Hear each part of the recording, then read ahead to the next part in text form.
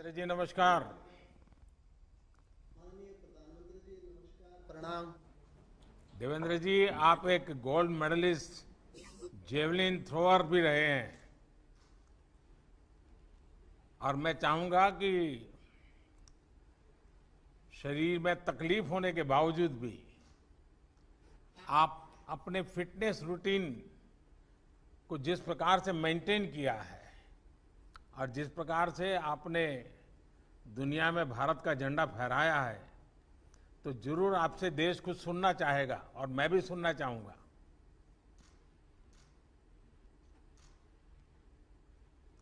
बिल्कुल। जब मेरी 9 साल की उम्र थी तो बिजली का करंट लगने से मुझे हाथ गंवाना पड़ा। और मुझे ऐसा लगा कि जब हॉस्पिटल से मैं निकल रहा था तो ऐसा लगा कि मैंने सब कुछ खो दिया मेरी लाइफ में। लेकिन जब मैं घर पे पहुंचा तो माताजी ने कहा कि जाइए बाहर खेलिए आप। तो मैंने कहा कैसे खेलूं, अब मेरे तो हाथ ही नहीं है। लेकिन माताजी ने कहा कुछ नहीं बिगड़ा आपका, आप बाहर निकलिए, खेलिए बच्चों के साथ, आप भी औरों जैसे ही हैं। तो मैंने उस दिन घर से बाहर निकल के सोचा कि मैं कमजोर नहीं कहलाऊंगा, मैं सबसे फिट बन के दिखाऊंगा। उसके बाद खेल की शुरुआत की और 2 बार गोल्ड मेडल लिया पैरालंपिक्स में, 2 बार वर्ल्ड रिकॉर्ड ब्रेक किया मैंने। लेकिन मेरा ये मानना है कि जो फिट इंडिया जो अभियान चला है 1 साल में, हमें बहुत खुशी है।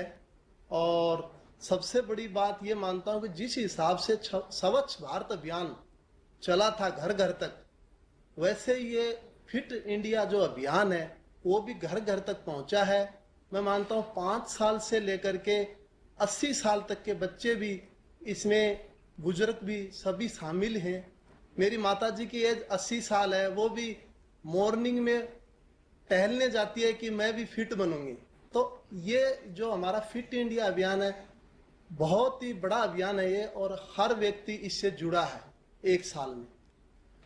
देवेंद्र जी, मैं जानता हूं कि जब आपका इतनी बड़ी इंजरी हो गई, आपका एक हाथ एक प्रकार से चला गया और उसके कई परेशानियां आपने झेली। मैंने सुना है कि आपने तो बिल्कुल रिटायरमेंट होने के लिए भी सोच लिया था। तो क्या आपको अपनी फिटनेस को रिगेन किया और कई मेडल भी जीते जैसा आपने बताया। मैं जानना चाहूंगा, देश जानना चाहेगा, ये कैसे संभव हुआ? मेरा ये मानना है कि जिंदगी में कभी हार नहीं माननी चाहिए। जब शोल्डर में बहुत बड़ी इंजरी हुई तो मैंने खुद ने सोचा कि रिटायरमेंट ले लूं। लेकिन मन में ये है कि नहीं, इसको ठीक करूंगा मैं। आपके अंदर सबसे पहले खुद पे कॉन्फिडेंस होना जरूरी है। तो मैंने अपने आप पे विश्वास किया कि मुझे ये ठीक करनी है। उसके लिए मैंने बहुत एक्सरसाइज की।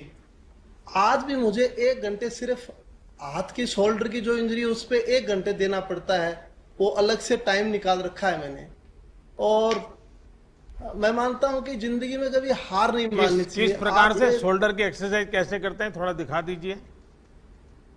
मैं अलग अलग करता हूं, जैसे ये एक्सरसाइज करता हूं, ये एक्सरसाइज करता हूं, अलग अलग टाइप की नहीं, एक्सरसाइज। ये जिस हाथ को इंजरी हुई है वहां क्या कर सकते हैं? वहां ये शोल्डर में इंजरी हुई थी, इसके लिए अलग अलग एक्सरसाइजें रहती है मेरी। शोल्डर से जैसे थेराबैंड वो आपका एक्सरसाइज। हाथ ऊपर होता है, जो इंजर हाथ है वो ऊपर होता है? नहीं, ये भी हाथ ऊपर होता है मेरा। हाँ। हम्म। हाँ, बताइए। तो इसके लिए मैं अलग अलग एक्सरसाइज करता हूं। जैसे किसी टाइम में थेराबैंड तो मेरे पास नहीं थी, लेकिन मैं ट्यूब से भी एक्सरसाइज करता था। साइकिल ट्यूब लेके आते थे, हम खरीद के लेके आते थे, उससे एक्सरसाइज करते थे, क्योंकि उस टाइम में मेरे पास संसाधन बहुत कम थे। चलिए देवेंद्र जी, आपने तो एक बड़ा प्रेरक काम किया है और लोगों का हौसला भी बुलंद किया। और जब आपने बताया कि आपकी माताजी आज 80 साल की उम्र में भी टहलने जाती हैं, ये अपने आप में माँ के आशीर्वाद आप पर भी बने हैं। मेरी आपको बहुत शुभकामनाएं। आइए हम अब जम्मू कश्मीर चलते हैं, बेटी अफसान से बात करेंगे। अफसान ने वैसे हेलो। अफसान, आपने तो फुटबॉल में कमाल करके दिखाया है और फुटबॉल के फैंस ज्यादातर कहते हैं band it like a Beckham, लेकिन मुझे भरोसा है कि अब वो कहेंगे S it like a Afsan. Thank you so much sir, thank you so much. मुझे यहाँ पे अपनी बात कहने का मौका दिया, मुझे इतने बड़े प्लेटफॉर्म पे लेकर आए आप। मुझे बहुत ही खुशी होती है कि मैं अपने जम्मू एंड कश्मीर स्टेट को रिप्रेजेंट करती हूँ, बिकॉज मैं अभी बेसिकली जम्मू कश्मीर से हूँ, बट मैं मुंबई के पीफा क्लब में खेलती हूँ एज अ गोलकीपर।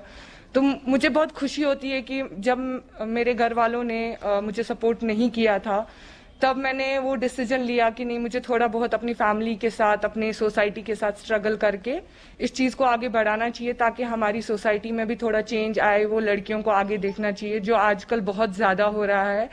मैं जब भी बाहर जाती हूँ तो लड़कियों को एक्सरसाइजेस करते हुए, वॉक करते हुए या ग्राउंड में देखती हूँ, तो मुझे बहुत ही खुशी होती है कि हमारे JNK स्टेट की लड़कियां भी आगे आ रही है। Not even Jammu and Kashmir, all over country जितनी भी लड़कियां, उनको आगे आना चाहिए, ना कि पीछे रहना चाहिए। हमें अपनी बात हर किसी के सामने रखनी चाहिए और खुद को फिट रखना चाहिए, जो बहुत ही बड़ी बात है। क्योंकि एज अ लाइक संसार में बोला जाता है कि औरत पे बहुत सारी चीजें डिपेंड करती है, जैसे औरत माँ होती है, बेटी होती है, किसी की बहू भी बनती है, तो उसको बहुत सारी चीजों से गुजरना पड़ता है। तो उस चीज के लिए एक लड़की को फिट रहना बहुत जरूरी है। मैं बताऊं जी, आपने जिस प्रकार से अचीव किया है, एक कश्मीर की बेटियों के लिए, देश के लिए भी एक इंस्पिरेशन है, लेकिन कश्मीर की बेटियों के लिए आप एक बहुत बड़ा इंस्पिरेशन बन गई हैं। और आपने खुद ने तो तपस्या की है, लेकिन कई बच्चियों को जीवन में कुछ कर दिखाने के लिए आपने उनको इंस्पायर किया है। इसलिए आप सचमुच में बधाई के पात्र हैं और मुझे विश्वास है कि आपको फॉलो करके देश भर में लड़कियां जरूर आगे आएंगी और आगे तक जाएगी। लेकिन आप तो गोलकीपर के रूप में भी काम करती हैं। जी सर, मैं एज अ गोलकीपर मेरा पोजीशन है। तो फिर तो आपको सिर्फ फिजिकल नहीं, थोड़ा मेंटल मुझे अलर्टनेस भी करना पड़ता होगा। फिजिकल और मेंटल और फ्लेक्सिबिलिटी पे ज्यादा ध्यान देना पड़ता है, क्योंकि एज ए कीपर मुझे बहुत सारे जंप्स, डाइव्स वगैरह करने पड़ते हैं। तो मुझे उस चीज के लिए खुद को बहुत ज्यादा फिट रखना, अपने बॉडी वेट को मेंटेन करना पड़ता है, ज्यादा ना हो कम ना हो, ताकि मैं लाइक जब भी हम गोल पोस्ट पे खड़े होते हैं, तो कीपर एक ऐसा इंसान होता है जो पूरा मैच देख रहा होता है, हर एक प्लेयर पे उसकी नजर रहती है। तो कीपर पे आई गेस मुझे लगता है 60% गेम डिपेंड रहता है, वो पूरा अपनी टीम को चलाता है। तो कीपर का फिजिकली फिट रहना जरूरी नहीं, मेंटली फिट रहना भी बहुत जरूरी है।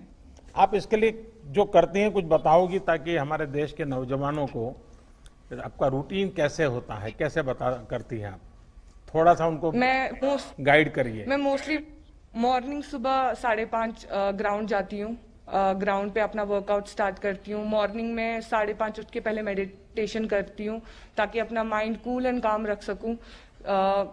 मैं जो हमारे MS धोनी है, कैप्टन है इंडियन टीम के, एक्स कैप्टन रह चुके हैं, तो मैंने उनसे बहुत कुछ सीखा है, क्योंकि वो बहुत ही कामली काम करते हैं। As a captain, as a player, he is very calm, और मुझे उनकी वो जो कामनेस है खुद में लाना बहुत अच्छा लगता है, कि जैसे वो कामली काम करते हैं अपनी लाइफ में, हर एक को अपनी लाइफ में वैसे ही कामली काम करना चाहिए। अपने मेंटल स्ट्रेस को ज्यादा हाई नहीं करना चाहिए, अपने मेंटल स्ट्रेस को बैलेंस रखना चाहिए, ताकि जो दिन भर के काम होते हैं वो इजीली और स्ट्रेस फ्री कर सके। देखिए, आजकल बच्चे फिजिकल एक्टिविटीज में शामिल होने के बजाय 24 घंटे स्क्रीन के सामने ही ज्यादा समय बिताते रहते हैं।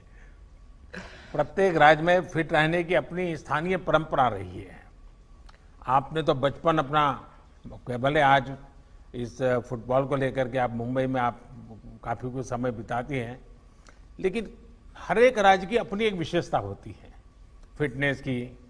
कश्मीर में वेदर भी हमेशा अनुकूल नहीं होता है, बहुत ही विपरीत रहता है।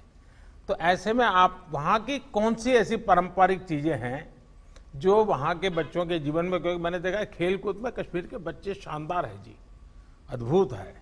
ये नेचुरल फिटनेस में वहाँ क्या ऐसे तौर तरीके हैं?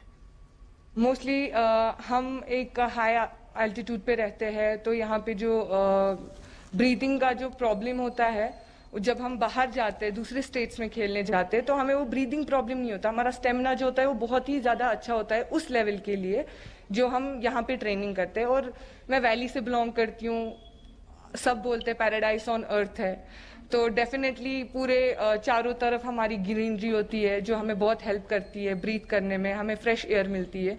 That's very important for to breathe कि हमें फ्रेश एयर मिलनी चाहिए, तो वो बहुत हेल्प करती है। और हमारे जो माउंटेन्स है, ऑल हमारे जो सराउंडिंग है माउंटेन से भरे पड़े हैं, तो डेफिनेटली उन चीज़ों से हमें बहुत हेल्प मिलती है। डेफिनेटली यहाँ पे ट्रैकिंग का बहुत ज़्यादा बच्चे ट्रैकिंग को बहुत दिलचस्पी लेते हैं ट्रैकिंग में, क्योंकि माउंटेन्स है, उन चीज़ों से हमें बहुत हेल्प मिलता है। और हमारी जो मोस्टली जो होती है मन की शांति के लिए नेचर होना बहुत ज़रूरी है। अफसाना, आपको बहुत शुभकामनाएं और आप देश का भी नाम रोशन कीजिए और हमारे कश्मीर का नाम भी रोशन कीजिए। बहुत बहुत बधाई आपको। Thank you so much sir. आइए मिलिंद जी से बात करते हैं।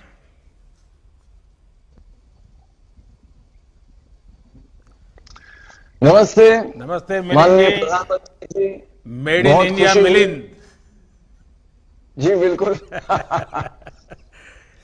देखिए मिलिंद जी, आप अपने तरीके से मेक इन इंडिया के बहुत वोकल समर्थक रहे हैं। जी मेड इन इंडिया नाम पर आपकी किताब भी काफी पॉपुलर हुई है। जी मिलिंद जी, मैं जरा कुछ अलग का ही सवाल पूछ लेता हूं आपको। ये जो ऑनलाइन आपकी उम्र के विषय में बताया जाता है, जी क्या वही उम्र है कि कुछ और है?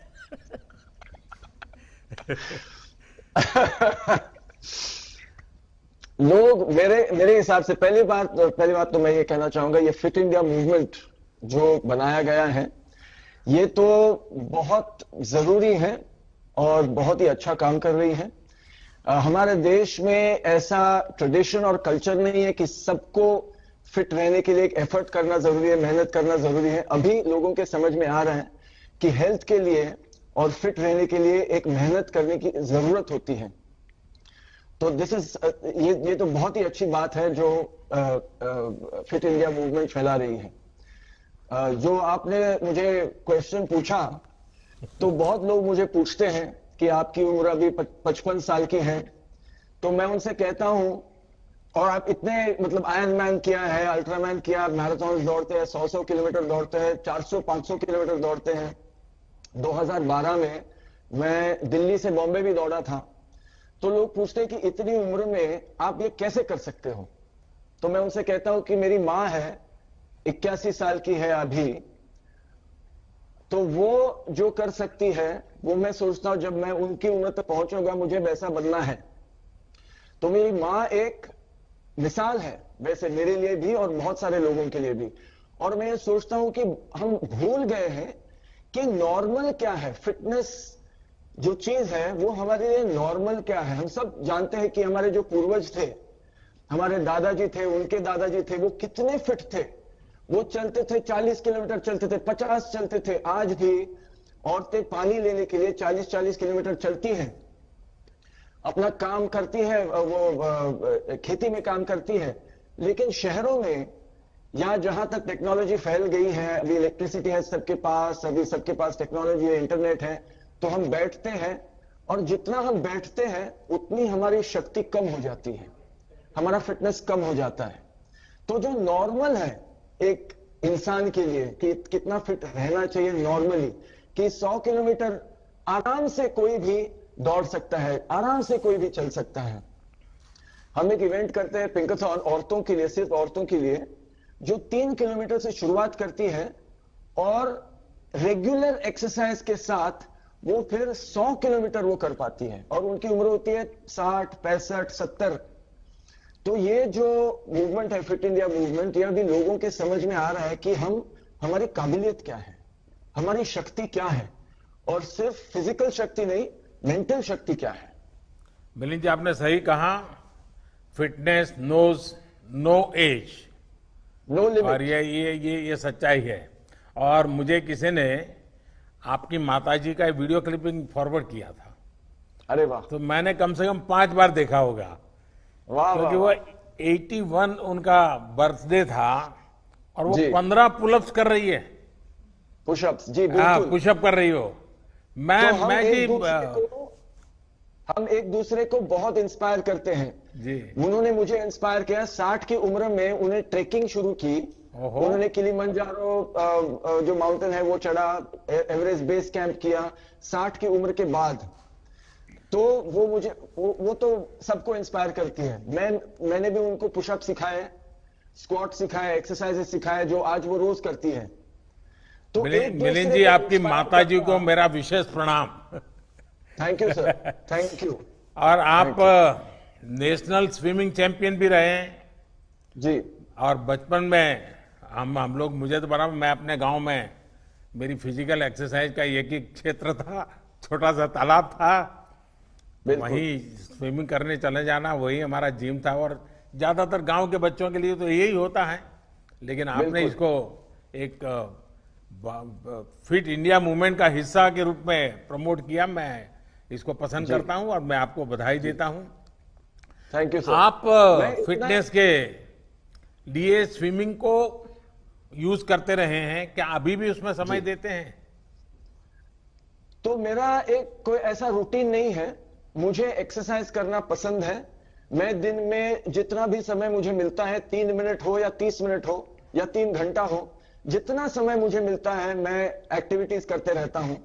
कभी कभी बहुत कम समय मिलता है और मैं लोगों से यही कहता हूं कि मैं कभी जिम नहीं जाता, मैं कभी मशीन यूज नहीं करता।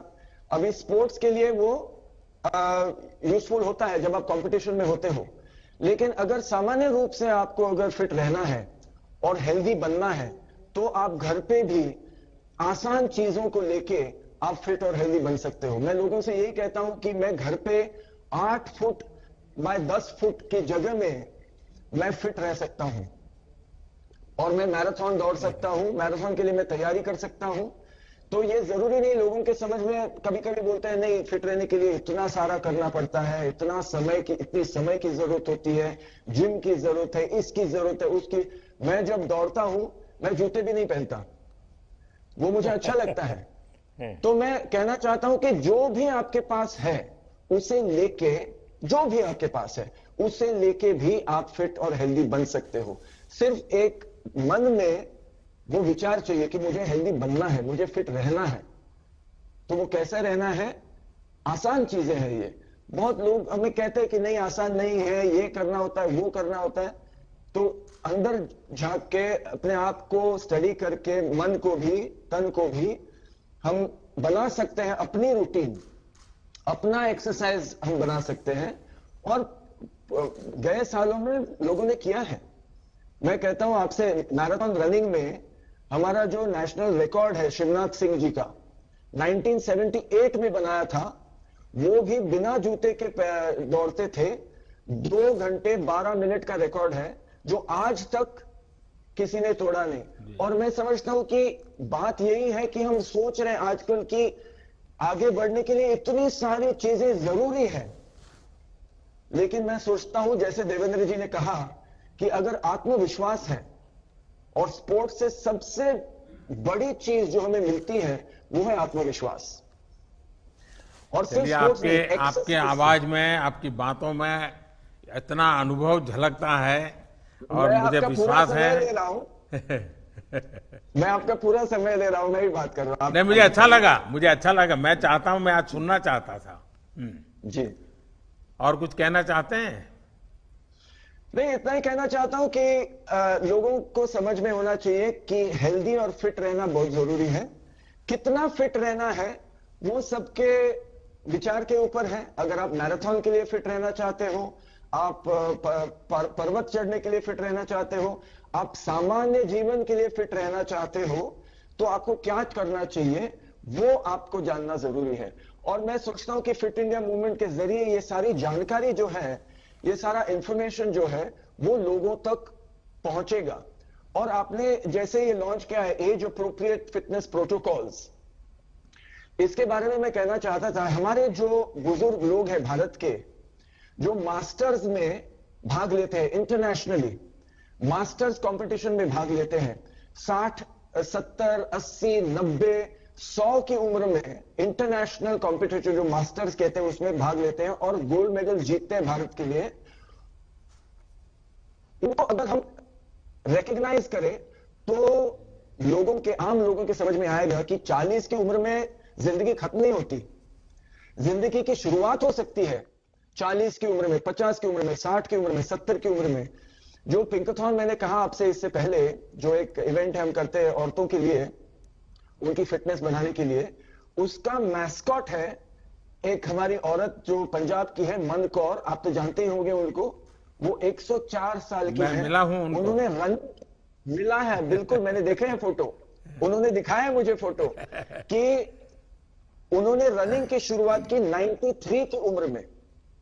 तो ये जो कहानियां हैं जो भारत कर सकते हैं, बुजुर्ग लोग, बहुत इंपॉर्टेंट है कि वो क्या कर रहे हैं आजकल, स्पोर्ट्स में क्या कर रहे हैं, एक्सरसाइज में क्या कर रहे हैं, क्योंकि वो तो पहले के जमाने के हैं, उनको जिम नहीं, सप्लीमेंट्स नहीं, एनर्जी ड्रिंक नहीं, कुछ नहीं लगता।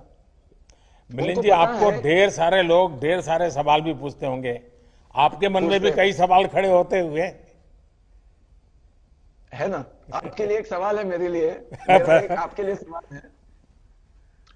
एक मेंटल चीज है।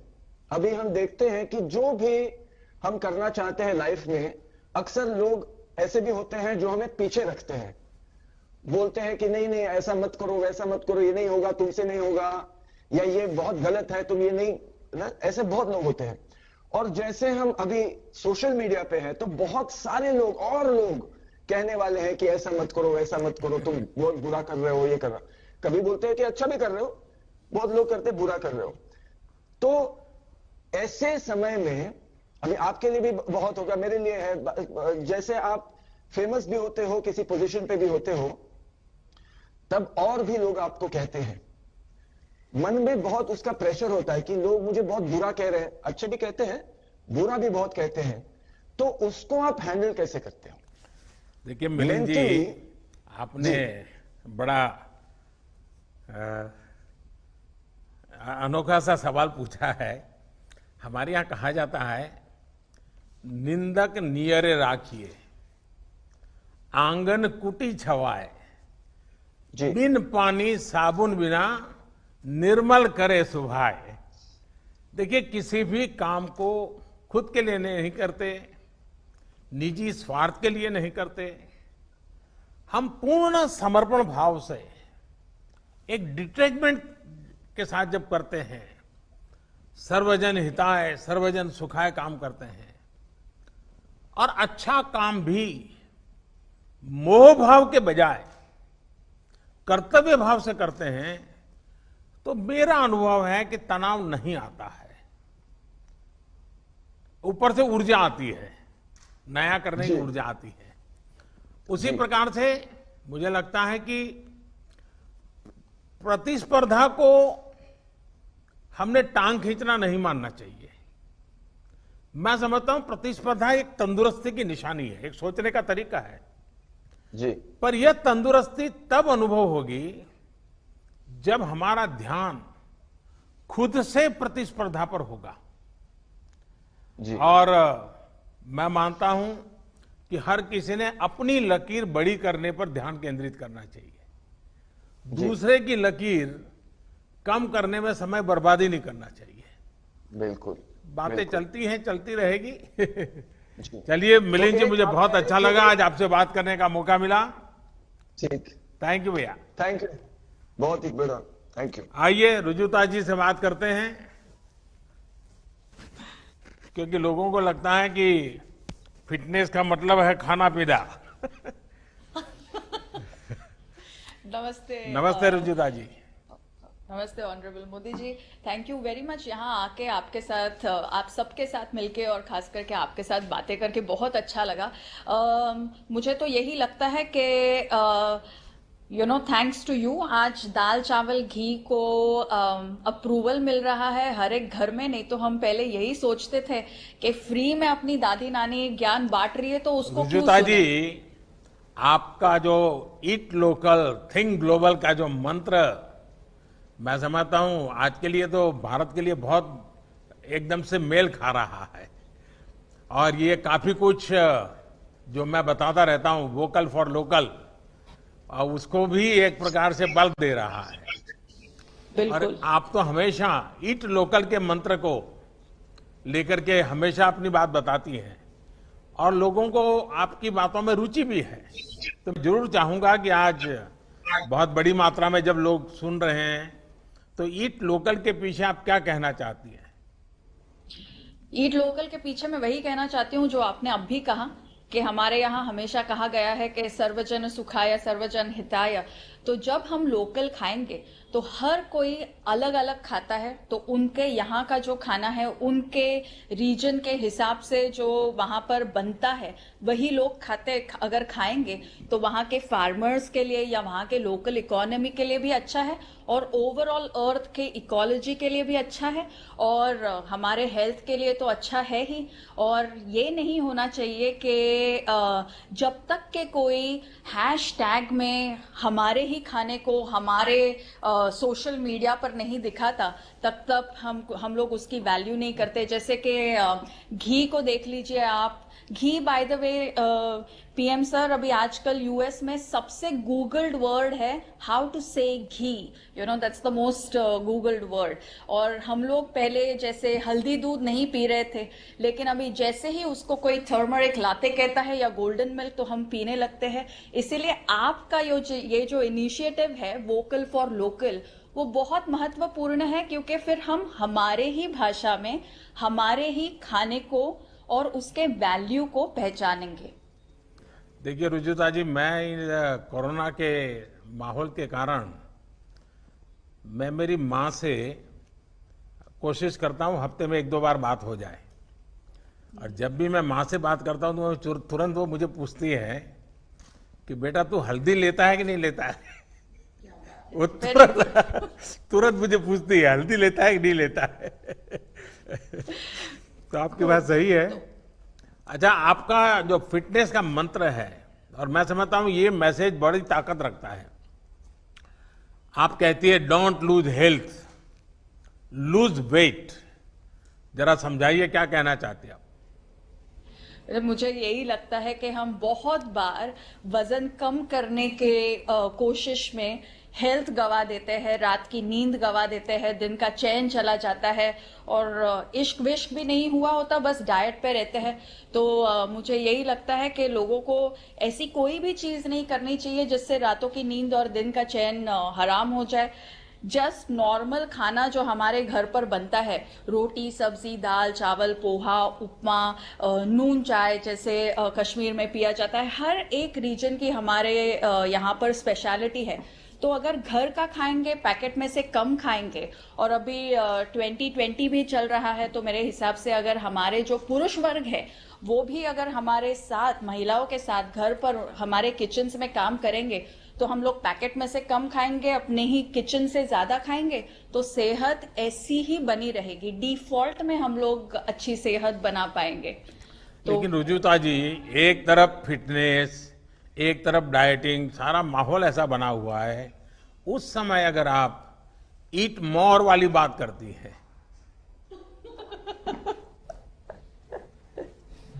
देखिए, आपकी माँ जी जब आपको ये पूछती है कि आपने हल्दी ली कि नहीं, तभी आपको उन्होंने और एक सीख दी होगी, जो मैं आपको गारंटी देती हूँ कि ये 100% आप दोनों में ये बात हुई होगी। शायद जब आप छोटे होंगे, आपने मे बी 2-3 चपाती खा ली होगी, और आपने कहा होगा आज मैंने 3 चपातियां खा ली। तो आपने माँ ने आपको बोला होगा कि कभी गिनते नहीं है कि कितना खाया है, बस उतना ही खाओ जितना जरूरी है, और जो खाते हो वो आराम से चबा चबा के खाओ। आज ये विजडम कनाडा फूड गाइड में 2019 में साइंटिफिक विजडम आ गया, लेकिन हमारे घरों में हमारी माँ, हमारी दादी, हमारी नानी जो हमको प्यार से कह देती है या डांट के कह देती है, उसमें साइंस छुपा हुआ है, ये हम कभी कभी भूल जाते हैं। तो आपकी बात सही है, और कितना खाएं उसके बजाय कैसे खाएं और कैसा खाएं, इसका महत्व बहुत है। और मेरी अपनी भी एक रेसिपी है, ये मेरी अपना इनोवेशन है, ऐसा मेरा क्लेम नहीं है, लेकिन मैं ये जो ड्रमस्टिक है मोरिंगा, ये न्यूट्रिशन की दृष्टि से बहुत महत्वपूर्ण है, ऐसा मैं सुनता रहा हूं। तो फिर मैं खुद उसके परोठे बनाता था और मैं उसके परोठे खाता था, और मेरे सप्ताह में 1-2 बार आज भी मैं इसका उपयोग करता हूं। और आज मुझे लगा है, और आपने हैशटैग की चर्चा की है, तो मैं भी मेरी ये रेसिपी जरूर पब्लिक के लिए रखूंगा। बिल्कुल। रजुला जी, फार्म टू टेबल, ये आजकल इसकी बहुत चर्चा हो रही है। कई स्टार्टअप्स इस आधार पर आगे बढ़ रहे हैं। ये हमारे देश में सदियों पुराना विचार है, और जैसे आपने कहा कि भाई हर परिवार में ये परंपराएं थी, और अब धीरे धीरे 21वीं सदी का विचार भी बन गया है। मुझे पक्का विश्वास है कि आप जिन बेसिक चीजों को, यानी बैक टू बेसिक एक प्रकार से कहें, उसको प्रमोट कर रही हैं, और आपकी बात ज्यादा से ज्यादा लोगों तक पहुंचे, ये बहुत अच्छा होगा। और मुझे अच्छा लगा आज आपसे बातें कर करके। आपका बहुत बहुत धन्यवाद। आइए हम एक नई दुनिया में प्रवेश करना चाहेंगे। अब फिटनेस की दुनिया के अलग लोग यहाँ आए, लेकिन फिटनेस का एक अलग लेवल भी होता है। और मुझे खुशी है कि स्वामी शिव ध्यानंद सरस्वती जी, उन्होंने आज हमारे बीच आकर के हमें आशीर्वाद भी देने का और मार्गदर्शन करने के लिए स्वीकार किया है। आईआईटी दिल्ली से इंजीनियरिंग और एमआईटी से मास्टर करने के बाद आपने ये मार्ग चुना है।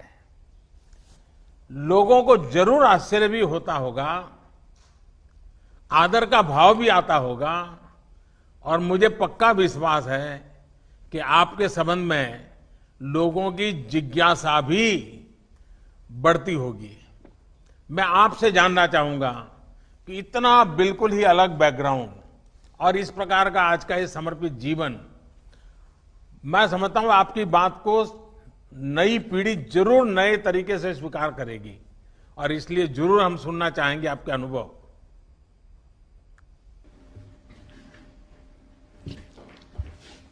हरिओम तत्सत। हरिओम तत्सत। बिहार योग विद्यालय और योग नगरी मुंगेर के नागरिकों की ओर से माननीय प्रधानमंत्री जी को और इस कार्यक्रम को देख रहे सभी लोगों को हमारा सादर नमस्कार, हार्दिक अभिनंदन।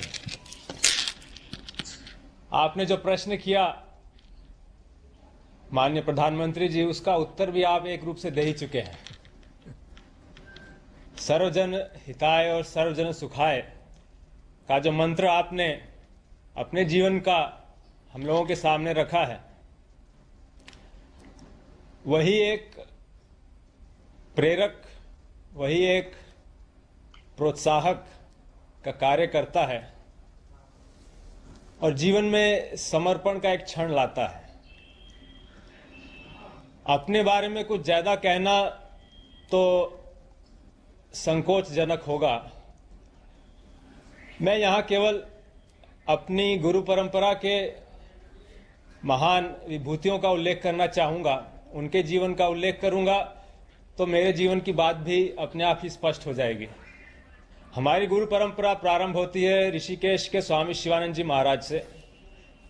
आप में से कई लोग जानते होंगे, वो मेडिकल डॉक्टर थे, उच्चतम डिग्रियां प्राप्त थी उनको, FRCS की उच्च डिग्री प्राप्त की थी उस जमाने में, और उस समय वो मलाया में काम करते थे और बहुत यश था, नाम था, धन था। लेकिन एक क्षण आया उनके जीवन में जब इस सर्वजन हिताय सर्वजन सुखाय की भावना से प्रेरित होकर मलाया से हिमालय आ गए, दिव्य जीवन संघ की स्थापना की। हमारे परम गुरु जो उनके शिष्य हुए स्वामी सत्यानंद सरस्वती जी, जिन्होंने बिहार योग विद्यालय की स्थापना की थी, वो अल्मोड़ा के रहने वाले थे, कुमाऊं के एक संपन्न जमींदार के पुत्र थे। सैकड़ों एकड़ जमीन थी 19 वर्ष की आयु में सब छोड़ के अपने गुरु चरणों में आए और संन्यास्त होकर अपने गुरु आदेश का पालन करते हुए उन्होंने बिहार योग विद्यालय की स्थापना की। उनका गुरु आदेश यही था कि योग को नगर नगर डगर डगर फैलाना है, योग को प्रतिष्ठित करना है, और यही काम स्वामी सत्यानंद जी ने किया। और अंत में हम अपने गुरुदेव स्वामी निरंजनानंद जी की बात करना चाहेंगे। 4 वर्ष की आयु में वो अपने गुरु के पास रहने के लिए आ गए। 4 वर्ष की आयु, जिस समय बच्चे खिलौनों से खेल रहे होते हैं, उन्होंने सब कुछ छोड़ के अपना जीवन समर्पित किया अपने गुरु के काम के लिए, गुरु के मिशन के लिए। ऐसी महान हस्तियों के सामने तो हम किस खेत की मूली हैं। इतना ही कहेंगे कि उन्हीं की प्रेरणा, उन्हीं की शिक्षा को अपने सामने रखते हुए उनके पद चिन्हों पर चलने का एक छोटा सा प्रयास है। योग के माध्यम से जनमानस में हम जितना उत्थान ला सकें, जितनी एक सजगता ला सकें, जिससे लोग अपने जीवन को उत्तम, श्रेष्ठ, योगमय और सुंदर बना सकें, यही एक भाव है जो हमें प्रेरित करता है। स्वामी जी, आपने पुरातन शास्त्र परंपरा और आधुनिक विज्ञान, आप टेक्नोलॉजी से जुड़े इंसान हैं, बड़ा अद्भुत संयोग किया है। आपने आश्रम का एनवायरनमेंट और उसको एकदम से इंस्टीट्यूशनल लर्निंग, यानी एक अद्भुत कॉम्बिनेशन आपने आधुनिक भारत के लिए दिया है। मैं जरूर समझना चाहूंगा कि इतना बढ़िया कॉम्बिनेशन जो आने वाले दिनों में लोगों का ध्यान जरूर उस पर जाएगा, इसके पीछे की थोड़ी कल्पना मैं सुनना चाहूंगा। इसके पीछे की जो विचारधारा है, जो हमको प्रेरित करती है, वो हमारे सभ्यता और संस्कृति की प्राचीन गुरुकुल पद्धति है। गुरुकुल में छोटी उम्र से ही बच्चे आके रहते थे, वहीं गुरु के साथ रहते थे, तो पूरा एक आवासीय माहौल बनता था, जिसमें न केवल बौद्धिक शिक्षा प्राप्त होती थी, मुख्य चीज थी कि वो अनुभवात्मक रहती थी। जो चीजें केवल सिद्धांत के तौर पे कही जाती थी, अब वो जीवन में उतरने का एक मौका मिलता था। तो हमारे आश्रम में भी यही एक शिक्षण की पद्धति है। हमारे आश्रम में जितने भी सत्र चलते हैं योग प्रशिक्षण के, वो पूर्णतः आवासीय होते हैं, क्योंकि हमारा मानना है कि योग मात्र एक अभ्यास नहीं है, वो एक जीवन शैली है, जीवन जीने की विधा है। और उसको केवल लेक्चर से या सिद्धांतों को सुनकर समझकर पूरी तरह आत्मसात कर पाना संभव नहीं, उसको जीना पड़ता है। और आश्रम वो एक माहौल, एक वातावरण उपलब्ध कराता है कि हम योग के इन सिद्धांतों को अपने जीवन में उतार सकें। तो वो जो अनुभवात्मक प्रशिक्षण है, वो हमने खुद अपने जीवन में देखा है। और अपने जो जितने भी विद्यार्थी आते हैं, शुरू में भले ही उनको थोड़ा सा अजीब लगता हो, क्योंकि सब काम स्वयं करते हैं, आश्रम में कहीं कोई सेवक नौकर नहीं, एक स्वावलंबन की भावना आती है। हम देखते हैं लड़के लड़कियां आते हैं, कभी अपना कपड़ा साफ नहीं किया, कभी बर्तन साफ नहीं किए, आश्रम में आके हर चीज स्वयं करनी पड़ती है। शुरू में अजीब लगता है, लेकिन जिस समय वो जाते हैं, कह के जाते हैं कि इस अनुभव ने हमारे जीवन में एक बहुत बड़ा सकारात्मक परिवर्तन लाया है। तो ये हमारे प्रशिक्षण की विशेषता है। स्वामी जी, जो बात सबसे इंटरेस्टिंग लगती है वो है आज के समय के हिसाब से योग को ढालना। जिस तरह से समय बदला है, लोगों की लाइफस्टाइल बदली है, आपने योग को उन जीवन शैली के साथ बहुत बहुत कुशलता से उसको फिट किया है। यानी जो आजकल के जो कॉमन प्रॉब्लम है, वो लोग कहते हैं टाइम नहीं है, दिखना नहीं, फलाना है, नहीं है, लेकिन उसमें भी आपने कुछ ना कुछ रास्ता खोजा है। अगर वो भी थोड़ा देशवासियों को आप गाइड करेंगे। बहुत अच्छा प्रश्न किया है आपने माननीय प्रधानमंत्री जी, क्योंकि जब योग सीखने और करने की बात आती है, लोगों की यही प्राय शिकायत रहती है, समय नहीं है। आसन प्राणायाम करने हैं, हमको 1 घंटे का समय लगेगा, इतना समय हम अपनी व्यस्त दिनचर्या में से नहीं निकाल सकते। इसी को मद्देनजर रखते हुए हमारे गुरु स्वामी निरंजनानंद जी ने एक योग कैप्सूल का सिद्धांत प्रतिपादित किया है। योग के छोटे छोटे अंग जिनको आप अपने दैनिक जीवन के अलग अलग समय पर अपने जीवन में शामिल करके योग का अधिकतम लाभ ले सकते हैं, जिसे कहा जाए कि maximum bang for the minimum buck, अधिकतम लाभ न्यूनतम समय और न्यूनतम उसमें समय देकर। और ये जो कैप्सूल हैं, संक्षेप में कहें तो ये 5 कैप्सूल हैं, इसे पंचमुखी कैप्सूल साधना समझ लीजिए। इसका पहला कंपोनेंट है मंत्र, दूसरा आसन, तीसरा प्राणायाम, चौथा शिथिलीकरण या रिलैक्सेशन, पांचवा ध्यान। क्योंकि ये हम लोगों का मानना है कि फिटनेस केवल शारीरिक नहीं है, वो एक उसका आवश्यक अंग है, लेकिन योग में हम फिटनेस को एक समग्र रूप से देखते हैं। हम केवल शरीर नहीं, हम भावनाएं हैं, बुद्धि है, हमारे विचार हैं, व्यवहार है, आचरण है, आदतें हैं, सजगता है, समझ है, इन सबको विकसित कर पाना, इन सबको संतुलित और इनके बीच सामंजस्य लाना, इनको एक सुंदर रूप देना, ये योग का लक्ष्य है। तो यदि इसको इस तरीके से किया जाए, मंत्रों की साधना का समय भी एक निर्धारित है। वो समय है कि सवेरे जगते ही, जिस समय आपने बिस्तर भी नहीं त्यागा हो, क्योंकि उस समय आपका अवचेतन मन सक्रिय है, सबकॉन्शियस माइंड। उस समय किया गया मंत्र आपके व्यक्तित्व के गहन आयाम में पहुंचता है और आपकी दिन भर की गतिविधियों को सकारात्मक रूप से प्रभावित करता है। कई लोग धर्मों को मंत्र को धर्मों से जोड़ देते हैं। ये हम समझते हैं मंत्र के गहन और प्राचीन विज्ञान के साथ बहुत बड़ा अन्याय है। मंत्र तो ध्वनि का विज्ञान है, धर्म तो बहुत बाद में आए, और इन मंत्रों का प्रयोग करके, और सरल से मंत्र जो हमारी संस्कृति में शुरू से चलते आए हैं, महामृत्युंजय मंत्र है, गायत्री मंत्र है, दुर्गा जी के 32 नाम हैं, सरल से मंत्र जिनको यदि आप सवेरे एक प्रथम कैप्सूल के रूप में अपनी दिनचर्या का अंग बनाए, तो आप पाएंगे कि एक आश्चर्यजनक परिवर्तन आया है आपके मानसिकता में, आपके भावनात्मक प्रतिक्रियाओं में, आपके आध्यात्मिक विकास में। स्वामी जी, आपका ये कैप्सूल का पंचामृत आपने कैप्सूल की तरह ही आज परोसा है, और मुझे विश्वास है कि आपका ये कैप्सूल का पंचामृत सबके भलाई में काम आएगा। लेकिन आपने समय दिया, आशीर्वाद दिए, मैं आपका आभारी हूं। आइए हम विराट कोहली जी के साथ बात करने के लिए चलते हैं। विराट जी, आपका तो नाम भी विराट और काम भी विराट।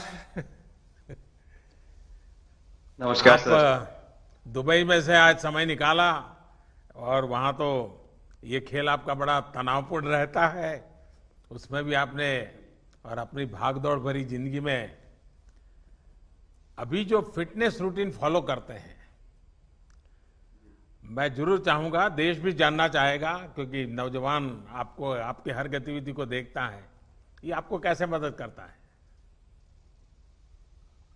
पहली बात तो बहुत बहुत धन्यवाद सर, यहाँ पे हम सबको बुलाने के लिए। एक सब लोगों ने फिट इंडिया मूवमेंट के बारे में बात करी, और इसके फायदे, इसके लाभ हमको रोज अपनी डेली लाइफ में किसी ना किसी तरीके से दिखते हैं। सबने अपने एक्सपीरियंसेस बताए।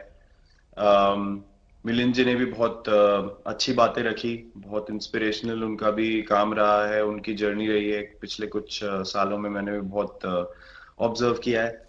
और मेरे खुद के एक्सपीरियंस में सर एक ट्रांजिशन एक्सपीरियंस करने को मिला मुझे, कि जिस पीढ़ी में हम खेलना शुरू हुए और जो उस समय खेल की हमारी डिमांड्स थी, वो बहुत तेजी से बदली एक समय के बाद।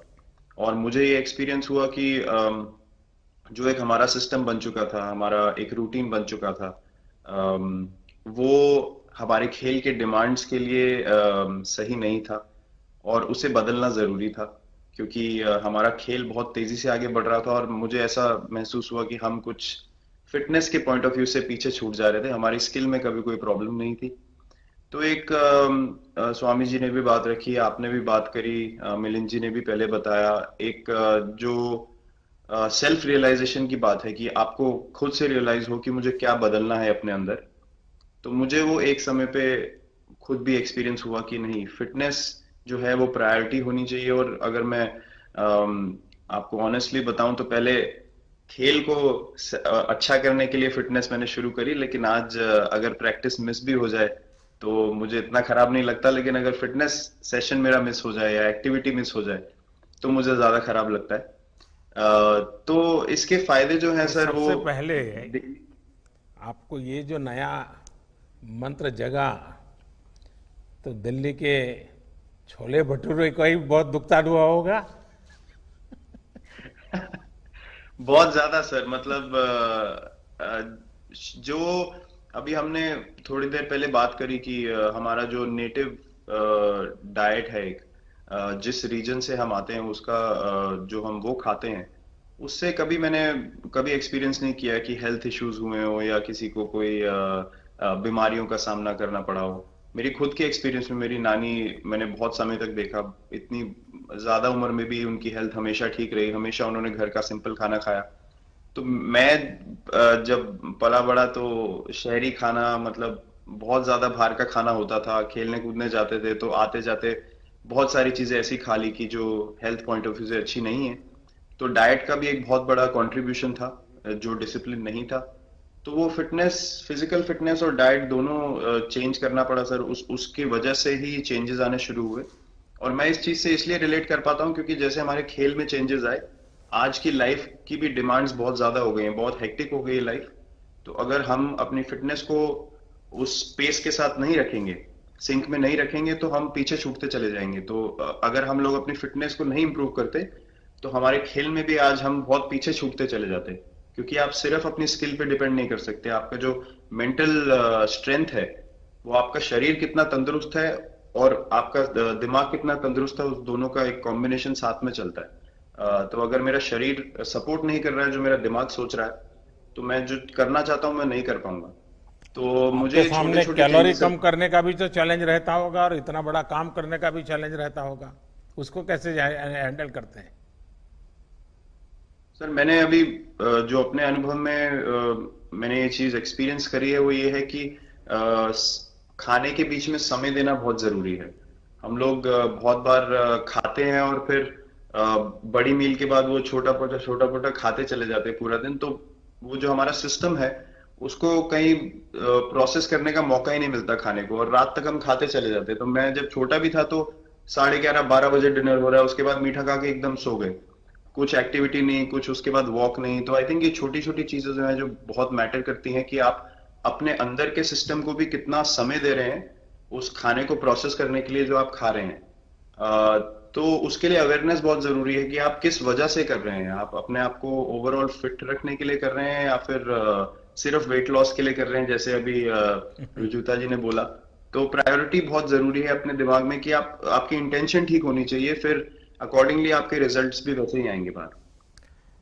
मैंने सुना है कि इन दिनों टीम के लिए एक योयो टेस्ट हो रहा है।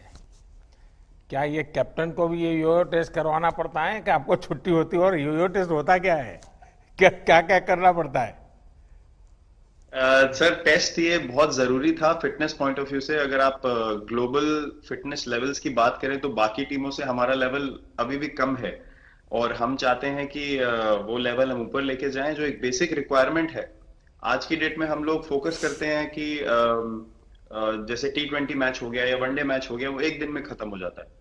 लेकिन अगर हम टेस्ट मैच की बात करें जो 5 दिन आपको खेलना है, हर शाम को आपको वापस जाना है, अगले दिन फ्रेश आना है, तो उस पॉइंट ऑफ व्यू से ये फिटनेस जो स्टैंडर्ड था वो बहुत जरूरी था। और मैं सबसे पहले मैं ही जाके भागता हूँ, और ये कंडीशन है कि अगर मैं भी फेल हो जाऊंगा तो सिलेक्शन के लिए मैं भी अवेलेबल नहीं हूँ। तो आई थिंक ये सिस्टम और ये कल्चर सेट करना बहुत जरूरी होता है।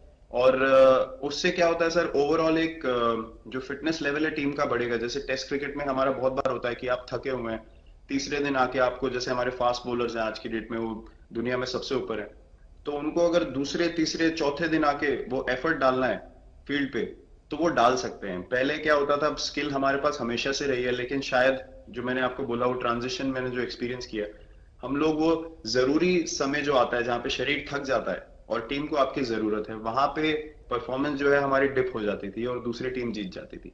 आज की डेट में हमारी फिटनेस की वजह से हम वो जरूरी समय में उस चीज को कैपिटलाइज कर पा रहे हैं और हमारे रिजल्ट्स उसी तरीके से आ रहे हैं। तो एक sir benchmark I think elite sports में होना जरूरी है, उससे एक फिटनेस विराट कल्चर जी, बना। मैं देख रहा हूं कि आपका टाइम मैनेजमेंट तो है ही है, लेकिन फिर भी आपकी एक्टिविटी इतनी नजर आती है ना, मैं भी कभी कभी फॉलो करता हूं, कभी थकान नहीं लगती क्या आपको?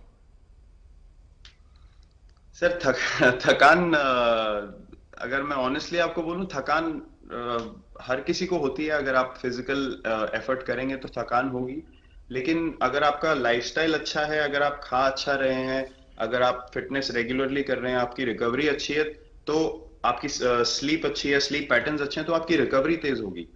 तो अगर मैं थक रहा हूं और 1 मिनट में मैं दोबारा रेडी हो जा रहा हूं, तो वो मेरा प्लस पॉइंट है। तो आई थिंक वो मैंने एक चीज एक्सपीरियंस करी जो बहुत जरूरी हो जाती है। आपका ओवरऑल लाइफस्टाइल कैसा है उसके ऊपर बहुत डिपेंड करता है। विराट जी, बहुत अच्छा लगा मुझे, और मैं आपको, अनुष्का जी को और आपके दोनों के परिवार को निकट भविष्य की शुभ घड़ी के लिए बहुत बहुत शुभकामनाएं देता हूं। धन्यवाद sir, thank you so much. आइए मुकुल कानिटकर जी से बात करते हैं। ये मुकुल जी की दुनिया अलग है, जो उनसे बात करते ही हमें पता चलेगा मुकुल जी से। मुकुल जी, आपके हिसाब से आज के संदर्भ में आप फिटनेस का अर्थ क्या करते हैं? क्योंकि आप तो गीता और विवेकानंद और इन्हीं चीजों के आसपास अपनी बातें करते रहते हैं, तो उस बातों को कैसे समझाएंगे आप? हम भारतीय दृष्टि में, शिक्षा में, भारतीय दर्शन में फिटनेस को या स्वास्थ्य को एक समग्र दृष्टिकोण से देखते हैं। It's a complete concept. केवल शरीर के स्वस्थ होने की बात नहीं है, मन, बुद्धि और उससे भी महत्वपूर्ण भावना का स्थान फिटनेस में बहुत बड़ा होता है। और एक पक्ष जिसको आज वर्ल्ड हेल्थ ऑर्गेनाइजेशन भी ध्यान में देता है हेल्थ की डेफिनेशन में, वह पक्ष है सामाजिक स्वास्थ्य का पक्ष। और इसलिए आपने ये जो एक बहुत महत्वपूर्ण और फिट इंडिया मूवमेंट शुरू किया, स्वस्थ भारत का ये अभियान शुरू किया है, क्योंकि पूरा समाज स्वस्थ होने का प्रयास करेगा तब व्यक्ति स्वस्थ रह पाएगा, अकेले के प्रयास करने से नहीं होगा। इसलिए ये जो एक कल्चर डेवलप हो रहा है स्वास्थ्य का, ये बहुत महत्वपूर्ण है। और हमको तो बहुत खुशी होती है, भगवत गीता कहती है यद्यद् आचरति श्रेष्ठ तत्तदेवेतरो जनः। और देश के प्रधानमंत्री जब संसद में खड़े होकर के सूर्य नमस्कार का बखान करते हैं, तब सारा देश प्रेरणा लेता है सूर्य नमस्कार की। मैंने 4 साल की उम्र में माँ को सूर्य नमस्कार करते हुए देखा और उनका अनुसरण करते करते सूर्य नमस्कार सीखा, और तब से सूर्य नमस्कार एक दिन भी बिना रुके कर रहा हूँ। और आज मध्य प्रदेश में हर स्वामी विवेकानंद जयंती को 12 जनवरी को आकाशवाणी से सूर्य नमस्कार का संचालन होता है, और 1 करोड़ से ज्यादा स्कूली छात्र 2007 से लगातार सूर्य नमस्कार करते हैं। इसलिए आपका वो सूर्य नमस्कार का वीडियो देख करके इतना आनंद हुआ और ऐसा लगा कि अब इस देश के सर्वोच्च स्थान से भी सूर्य नमस्कार की बात हो रही है। तो समर्थ रामदास के बाद आपकी याद आई कि आपने ऐसा एक बहुत अद्भुत मंत्र दिया। मुकुल जी, आप इतने सालों से युवाओं के बीच में गीता स्वाध्याय करते आ रहे हैं, आपको क्या लगता है, जैसे आपने कहा कि भी एक मध्य प्रदेश का सूर्य नमस्कार की सफलता, और आप जिस मिशन को लेकर काम करते हैं, आपको क्या लगता है? भगवत गीता 2 वीरों के बीच का संवाद है, श्री कृष्णार्जुन संवाद है। कृष्ण वह है जिसने 1 उंगली पर गोवर्धन उठा लिया था, और अर्जुन को सव्यसाची कहते हैं, दाहिने बाएं दोनों हाथ से गांडी उठा करके 24 घंटे बिना नींद लिए कर्म करने की क्षमता है। इसलिए भगवत गीता 2 सबसे फिट लोगों के बीच का संवाद है। इसलिए गीता का स्वाध्याय यह फिटनेस का मंत्र है, और उससे आदमी के मन में वह जागृति होती है कि मेरे को अपने जीवन में सब स्तर पर, शरीर, मन, बुद्धि, भावना के स्तर पर, और उससे भी ऊंचा आध्यात्मिक स्तर पर, स्पिरिचुअल लेवल पे भी फिट होना बहुत आवश्यक है।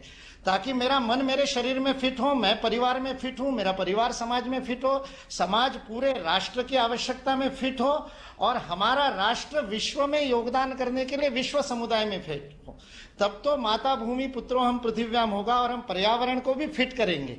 इसलिए ये फिटनेस एक भगवत गीता एक समग्र विचार हमको देती है, एक दृष्टि देती है।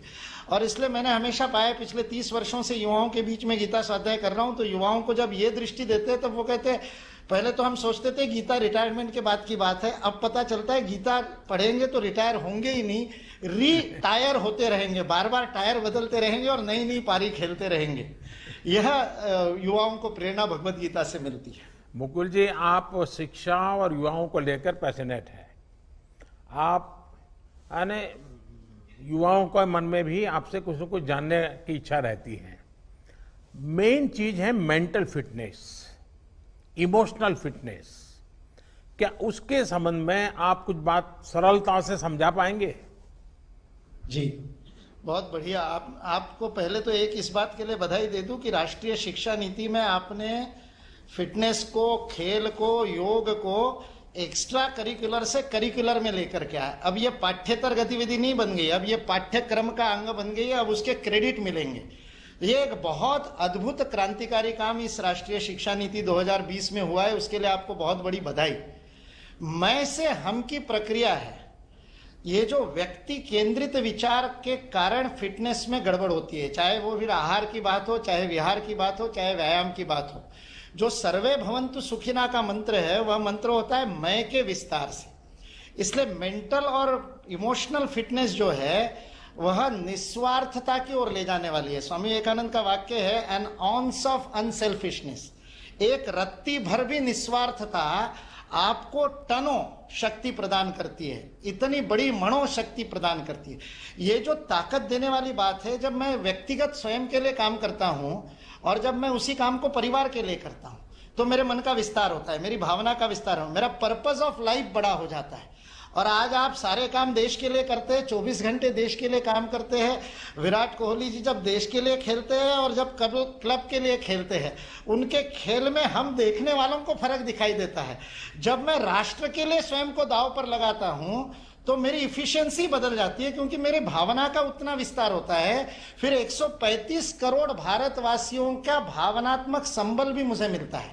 इसलिए ये जो मैं से हम की प्रक्रिया है, और फिर भारत सारे विश्व के लिए काम करता है, तो सारी मानवता, सारी सृष्टि और फिर परमेष्टि, ये जो आध्यात्मिक विकास तक जो मैं से हम की यात्रा होती है, व्यक्ति से परिवार, परिवार से समाज, समाज से राष्ट्र, राष्ट्र से सृष्टि और सृष्टि से परमेष्टि, यह जो व्यष्टि से समष्टि की यात्रा है, यह फिटनेस का एक बहुत बड़ा मंत्र है। ये जीवन का पर्पस ऑफ लाइफ बदल देता है। और पर्पस ऑफ लाइफ ही तो सब कुछ है, नहीं तो फिर तो मेंटेनेंस की हो जाएगी कि कार घर में ले आओ और उसको चकाचक रखो और मेंटेन करो, लेकिन चलाओ मत, क्योंकि चलाने से खरोच आ जाएगी। वैसे ही शरीर को केवल मेंटेन करना तो फिटनेस नहीं है। उस शरीर मन बुद्धि से बने हुए व्यक्तित्व का एक गंतव्य है, एक लक्ष्य है, एक पर्पस ऑफ लाइफ है, एक मकसद है, जिसको प्राप्त करने के लिए हमको काम करना है।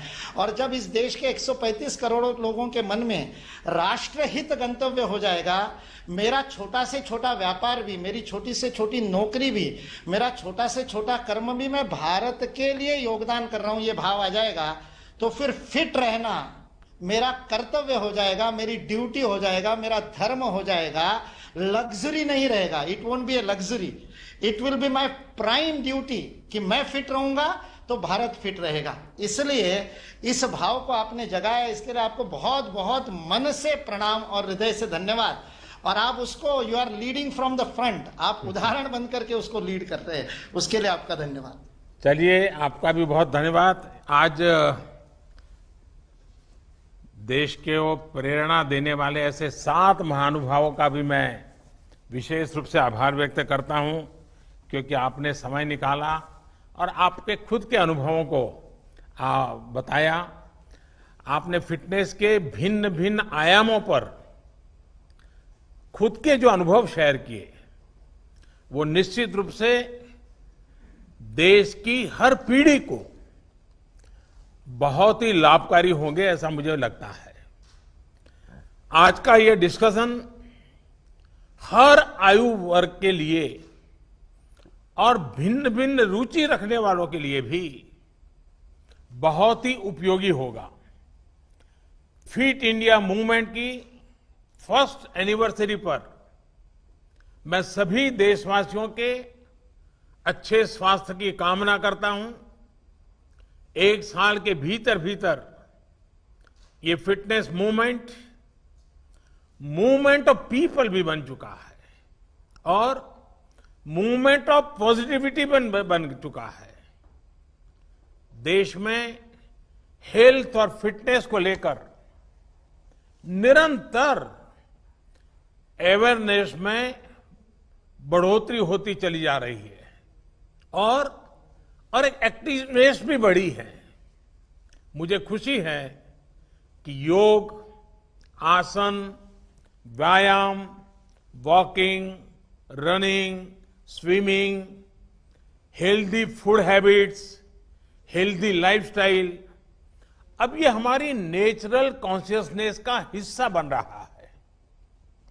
साथियों, फिट इंडिया मूवमेंट ने अपना एक साल एक ऐसे समय में पूरा किया है जिसमें करीब करीब 6 महीने अनेक प्रकार के रिस्ट्रिक्शन के बीच हमें गुजारा करना पड़ा है।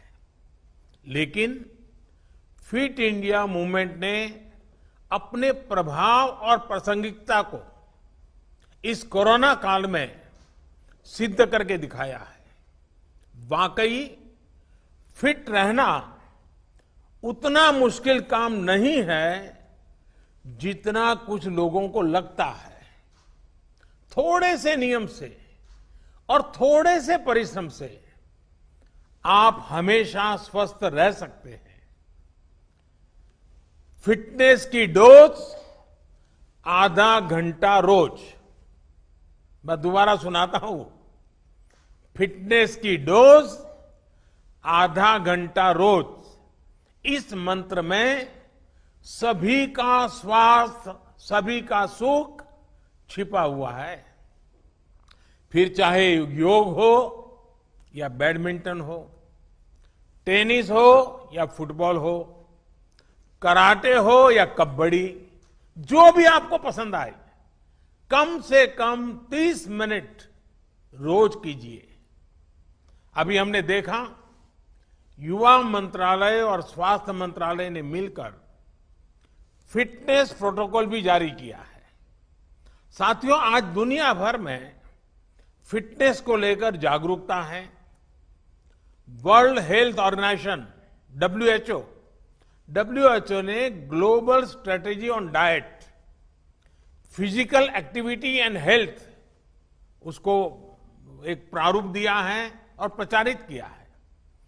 फिजिकल एक्टिविटी पर ग्लोबल रिकमेंडेशन भी जारी किए हैं। आज दुनिया के अनेक देशों ने फिटनेस को लेकर नए लक्ष्य बनाए हैं और उन पर अनेक मोर्चों पर वो काम कर रहे हैं, अनेक प्रकार के काम कर रहे हैं। ऑस्ट्रेलिया, जर्मनी, ब्रिटेन, अमेरिका, ऐसे अनेक देशों में इस समय बड़े पैमाने पर फिटनेस का अभियान चल रहा है और उनके ज्यादा से ज्यादा नागरिक डेली फिजिकल एक्सरसाइज करें, फिजिकल एक्सरसाइज के रूटीन से जुड़े। साथियों, हमारे आयुर्विज्ञान शास्त्रों में कहा गया है, सर्व प्राणी भृताम नित्यम आयुः युक्तिम अपेक्षते दैवे पुरुषाकारे च स्थितम ही अश्य बलाबलम। अर्थात संसार में श्रम, सफलता, भाग्य सब कुछ आरोग्य पर, हेल्थ पर ही निर्भर करता है। स्वास्थ्य है तभी भाग्य है, तभी सफलता है। जब हम नियमित रूप से व्यायाम करते हैं तो खुद को फिट और मजबूत रखते हैं। एक भावना जागती है कि हां, हम स्वयं के निर्माता हैं। एक आत्मविश्वास आता है। व्यक्ति का यही आत्मविश्वास उसको जीवन के अलग अलग क्षेत्रों में भी सफलता दिलाता है। यही बात परिवार, समाज और देश पर भी लागू है। एक परिवार जो एक साथ खेलता है, एक साथ फिट भी रहता है, a family that plays together stays together। इस महामारी के दौरान कई परिवारों ने यह एक्सपेरिमेंट करके देखा है। साथ में खेले, साथ में योग प्राणायाम किया, एक्सरसाइज की, मिलकर पसीना बहाया। अनुभव यह आया कि यह फिजिकल फिटनेस के लिए तो उपयोगी बना ही, लेकिन उसका एक और बाय प्रोडक्ट के रूप में emotional bonding, better understanding, mutual cooperation, ऐसी अनेक बातें भी परिवार की एक ताकत बन गई, सहजता से उभर करके आई। आमतौर ये भी देखने में आता है कि कोई भी अच्छी आदत होती है, उसे हमारे माता पिता ही हमें सिखाते हैं। लेकिन फिटनेस के मामले में अब थोड़ा उल्टा हो रहा है। अब युवा ही इनिशिएटिव ले रहे हैं और माता पिता को भी एक्सरसाइज करने, खेलने के लिए मोटिवेट करते हैं। साथियों, हमारे यहां कहा गया है, मन चंगा तो कठौती में गंगा। ये संदेश स्पिरिचुअली और सोशली तो महत्वपूर्ण है ही, लेकिन इसके और भी गहरे निहितार्थ भी जो हमारी डेली लाइफ के लिए बहुत जरूरी है। इसका एक ये भी मतलब है कि हमारी मेंटल हेल्थ भी बहुत इंपॉर्टेंट है। यानी sound mind is in A sound body, इसका उल्टा भी उतना ही सही है। जब हमारा मन चंगा होता है, स्वस्थ होता है, तो ही शरीर भी स्वस्थ रहता है।